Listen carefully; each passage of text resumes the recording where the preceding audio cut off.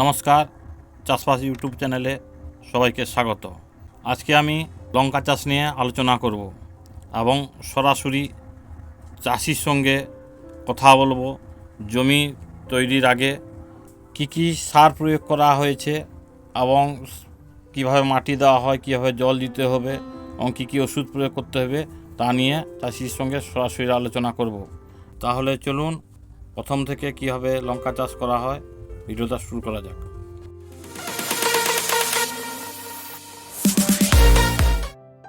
এগুলো হচ্ছে লঙ্কা চারাতলা থেকে জল দিয়ে তুলে আনা হয়েছে, তারপর এইভাবে লাগানো হচ্ছে। এর আগে মাটিটা পুরো শুকিয়ে গেছিল, মাটিতে রস ছিল না, অর্থাৎ আর্দ্রতা নেই বললেই চলে, তার জন্য জল দেওয়া হয়েছে।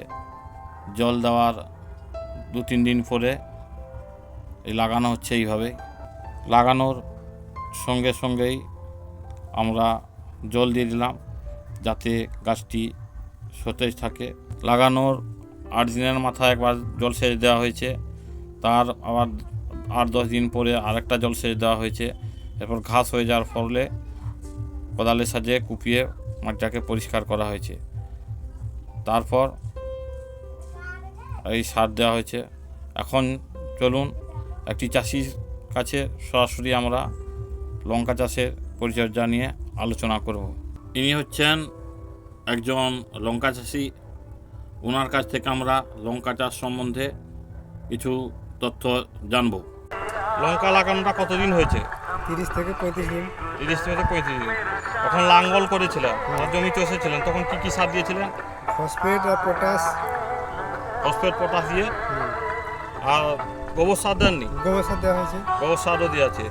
এখন তারপর জল দেওয়া হয়েছে। জল দেওয়ার পরে যে মাটি তুলছেন জল দেওয়ার জন্য, এখন কি কি সার দিয়েছেন?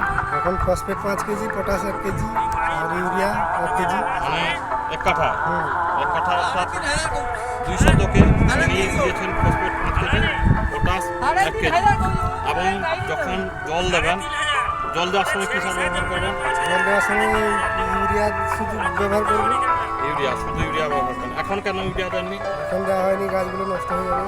হ্যাঁ, ইনি বলছেন যদি গাছের গোড়ায় ইউরিয়া অর্থাৎ নাইট্রোজেন চলে যায় তাহলে গাছের ক্ষতি হতে পারে, এই জন্য এখন ইউরিয়া দেননি। তখন নালাগুলোতে কী করবেন? ছিটিয়ে দিয়ে, ইউরিয়া ছিটিয়ে দিয়ে জল দেওয়া হবে। দেখতে পাচ্ছেন এই যে সার দিয়েছেন, অর্থাৎ গাছে যাতে কোনো প্রকার সার না পড়ে এর জন্য লাইন করে ফাঁকা জায়গায় সার দিয়েছেন। এর আগে এই যে কালো কালোগুলো দেখছেন, এগুলো হচ্ছে গোবর সার, আমাদের যেগুলো সার বলা হয়, জৈব সার, এগুলো দেওয়া হয়েছে। এবং মাটি তোলার পদ্ধতিটা আপনি দেখতে পাচ্ছেন, এখান থেকে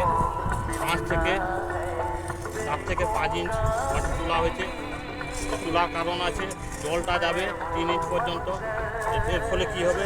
গাছের গোড়ায় জল যেতে পারবে না, অর্থাৎ বেশি জল হয়ে লঙ্কা গাছ অনেক সময় ছত্রাকের আক্রান্ত হতে পারে।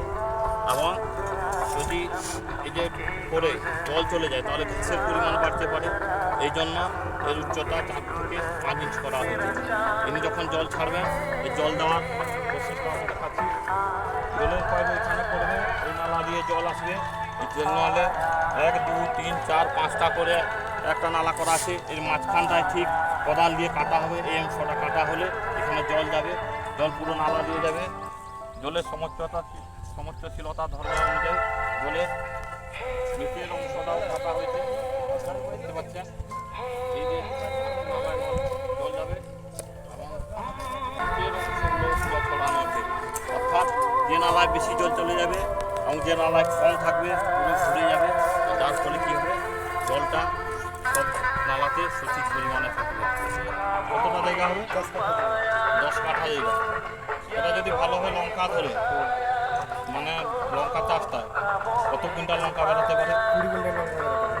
20 কুইন্টাল লঙ্কা বেরোবে যদি ভালো দাম থাকে, অর্থাৎ পাইকারি 30-40 টাকা থেকে 60-70 টাকা পর্যন্ত হয়, তাহলে লঙ্কা চাষির আশা যে ভালো টাকা পাওয়া যাবে।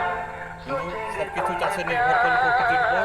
প্রকৃতি যদি ভালো থাকে তাহলে লঙ্কা অবশ্যই ধরবে এবং চাষি লাভবান হবে। এই লঙ্কাটা হচ্ছে আমাদের দেশি লঙ্কা, কটকি জাত। এটা দেখতে পাচ্ছেন একটা থেকে অন্যটার সারির দূরত্ব প্রায় 22 থেকে 25 ইঞ্চি।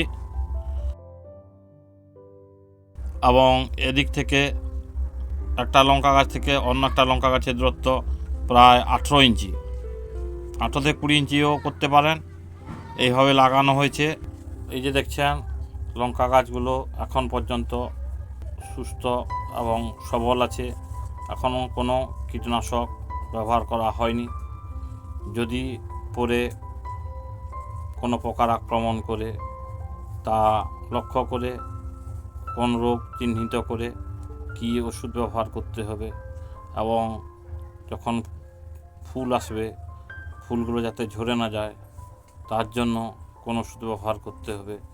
ফল ধরলে ফল যাতে মোটা হয় অর্থাৎ পরিণত হয় তার জন্য কি কি ব্যবহার করতে হবে।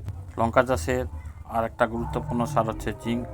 আপনারা জমি চাষার সঙ্গে সঙ্গেই অবশ্যই জিঙ্ক ব্যবহার করবেন। যদি না করে থাকেন বাজারে পাউডারের মতো প্যাকেট মিলে প্রতি লিটার জলে 2 থেকে 2.5 গ্রাম ব্যবহার করতে পারেন।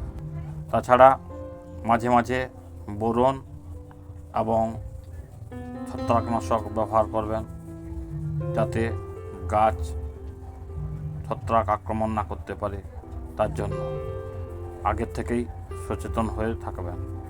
তো আজকের আলোচনা এই পর্যন্ত।